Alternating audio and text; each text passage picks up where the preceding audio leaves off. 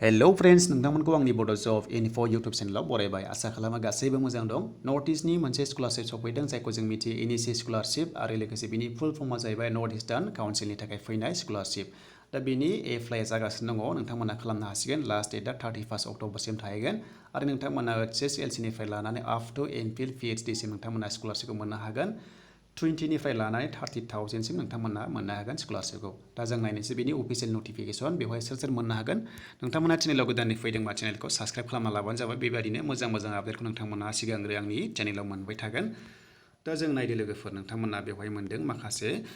अफिशियेल website जेब्ला नोंथांमोना थांगोन scholarships.gov.in होब्ला नैबेबादि अफिशियेल पेज फैगोन दा बेवहाय थाङोब्ला नोंथांमोना नैबे निउ रेजिस्ट्रेसनाव थुबानो एप्लाइखौ खालामनो हागोन दै लोगोफोर गोदानब्ला आरो लोगोसे नोंथांमोना रिनिउवेल खालामनोबो हागोन बेवहायनो ओमफ्राय लगइन खालामबा नोंथांमोना स्टेटासखौ नायनो हागोन नोंथांमोननि एप्लाइ खालामनायनिखौ दा जों बेखौ दोनथ'बाय दानिया जों नायनोसै अफिशियेल जोङो नटिफिकेसन नायनोसै लेटेस्ट आपडेट दङ लोगोफोर थ' नोंथांमोना बेवहायबो नायनो हागोन दा जों दोनथ'बाय दानिया जों फैनोसै बेवहाय नुदोंना सेन्ट्रेल स्किम्स दङ आरो लोगोसे UGC दङ स्टेट स्किम्स दङ बेवहाय थुनाय लोगो लोगो नोंथांमोना मा फैदों बेवहाय नायनो हागोन दा जों बेखौ दोनथ'बाय दानिया जों फैबाय लोगोफोर लास्टआव जों सबसे गाहायाव फैनानै जोंनि बेवहाय थुना होदो बेनो जाबाय नर्थ इस्टार्न काउन्सिलनि थाखाय फैनाय स्कलारशिप जों बेवहाय थुनानै होनाय लोगो लोगो जोंहा फैसिगोन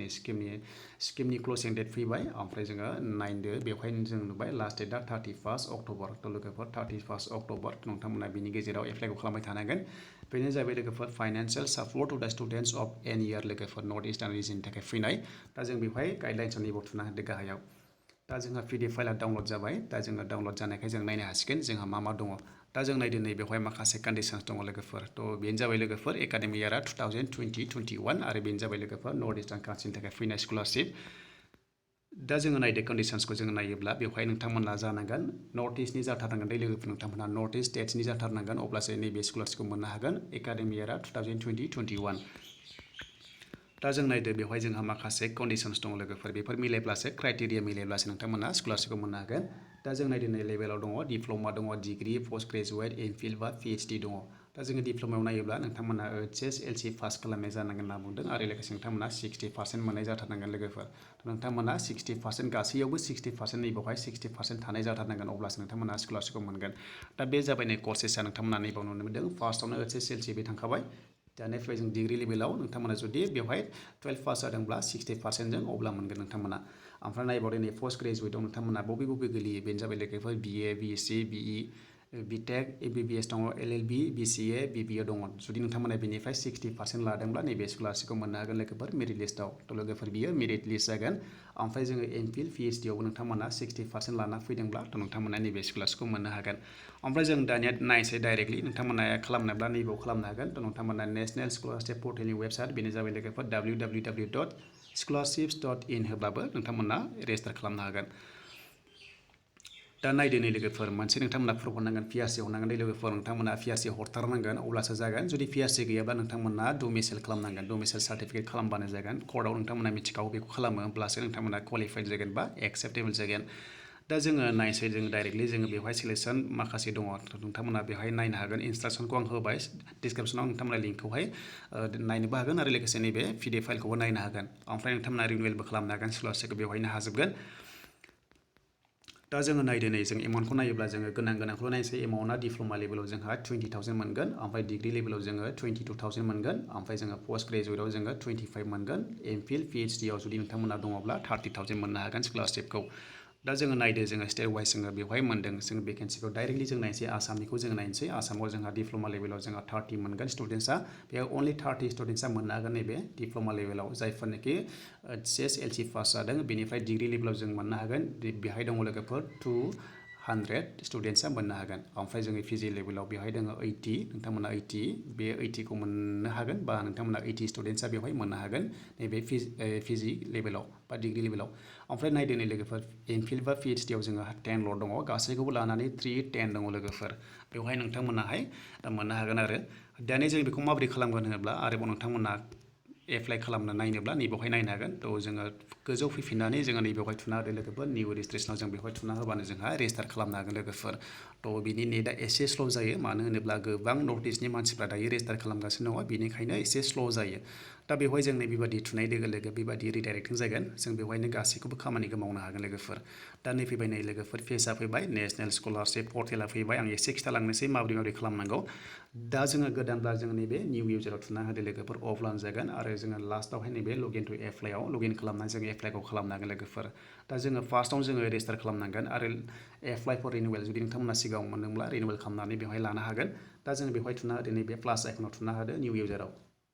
दा बेवहाय थुनाय लोगो लोगो जोंहा अफिसियेल पेजआ फैबावगोन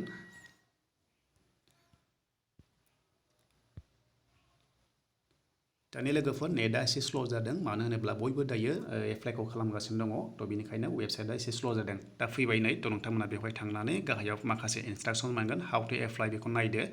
दा इडुकेसनेल माखासे डकुमेन्टस हरनांगोन ओमफ्रायहाय बेंक पासबुक आधार कार्ड बेफोरबायदि हरनांगोन आरो जुदि आधार कार्ड गैयाब्ला नोंथांमोना बनाफाइड सार्टिफिकेट खालामनांगोन जुदि आन्डार 18 इयार्सब्ला ओमफ्राय जुदि नोंथांमोना बेवहाय नायदो डमिसाइल बा नोंथांमोना पिआरसि हरथारनांगोन जुदि नोंथांमोना पिआरसि गैयाब्ला डमिसाइल हरबाबो जागोन डेट अफ बार्थ नोंथांमोना हरनांगोन दा बिदिनो दं आरो गासैबो दङ स्कलारशिप केटेगरि दङ प्रि मेट्रिक दङ आरो लोगोसे पस्ट मेट्रिक थ' बेफोरबायदि गोबां दं आरो दा ओमफ्राय जों नायदो नै लोगोफोर नेम अफ स्टुडेन्ट बेफोरबायदि होनांगोन थ' नोंथांमोना नोंथांमोननि सार्टिफिकेटआव थायो बेजों सेम होनांगोन मबाइल नाम्बारखौ होनांगोन इमेल आइडि होनांगोन बेंक एकाउन्ट डिटेल्स नोंथांमोना सोनानै होनांगोन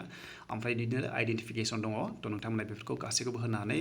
नैबेयाव मोनथाम दङ बेवहाय क्लिक होजोबदो लोगोफोर टिक मार्क होजोबदो बिनि उनाव जों नैबे कन्टिनिउआव थांदो दा नैबे कन्टिनिउआव थांनाय लोगो लोगो जोंहा रेजिस्टारखौ खालामनो हासिगोन जोंहा अफिसियेल पेजआ फैबावगोन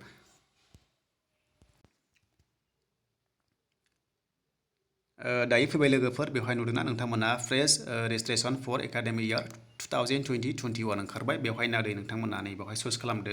नोंथांमोननि स्टेटखौ बेवहाय चुज खालामदो बेवहाय थुनानै डाइरेक्टलि बेवहाय आसामखौ होनो हागोन नोंथांमोना आसामखौ होदो बिनि उनाव स्कलारशिप केटेगरिखौ नोंथांमोना नै बेवहाय नायदो नै थ' नोंथांमोना बेवहाय बक्सआव थुना होदो दा नोंथांमोना बबेयाव खालामगोन नोंथांमोननि फरायनायनि सायाव जासिगोन दायो पस्ट मेट्रिक दङ आरो प्रि मेट्रिक दङ आङो दायो हमना लास्टआव फैबाय लोगोफोर आं गिदिर लेभेलाव फैबाय पस्ट मेट्रिकआव नैबाव फैबाय ओमफ्राय बेवहाय नेम अफ दा स्टुडेन्टखौ नैबाव होनानै होदो ओमफ्राय स्किम टाइपखौ नोंथांमोना नैबावहाय क्लिक खालामबावदो बक्सआव दा बेवहाय नैबे गेजेराव होदो स्कलारशिप स्किमाव नैबावहाय थुना होदो लोगोफोर नोंथांमोना नैबे स्कलारशिप नैबावहाय थुना होदो अब्लानो जासिगोन स्कलारशिपआव जोंनिया डेट अफ बार्थखौ नोंथांमोननिखौ होदो जेन्डारखौ नैबाव सेलेक्ट खालामना होदो लोगोफोर नोंथांमोना बबे जेन्डाराव गोलैयो फन नाम्बारखौ होथारदो इमेल आइडिखौ होदो बिनि उनाव नोंथांमोननि पासबुकनि आइएफसि कडखौ नैबाव होनानै होदो बिनि उनाव आरोबाव बे आइएफसि कडखौ नैबाव कनफार्म खालामबावदो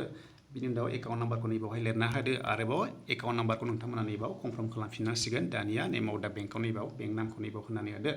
दानि लोगोफोर बेवहाय आइडेन्टिफिकेसन दं लोगोफोर बेखौ नोंथांमोना बेवहाय क्लिक खालामदो क्लिक खालामनानै मा हरो नोंथांमोना माने मा आइडि हरो बेखौ नोंथांमोना आधार कार्ड हरो ना बेंक एकाउन्ट नाम्बार हरो बेखौ होनो हासिगोन दा आङो बेहाय आधार कार्डखौ होयोब्ला जोंहा बेवहाय आधार कार्ड नाम्बारखौ जों होनांगोन लोगोफोर जुदि नोंथांमोना गैयाब्ला बेंक एकाउन्ट नाम्बारखौ होबानो जाबाय नैबावहाय नोंथांमोना नैबे बेंक एकाउन्ट नाम्बारखौ होदो लोगोफोर थ' नोंथांमोना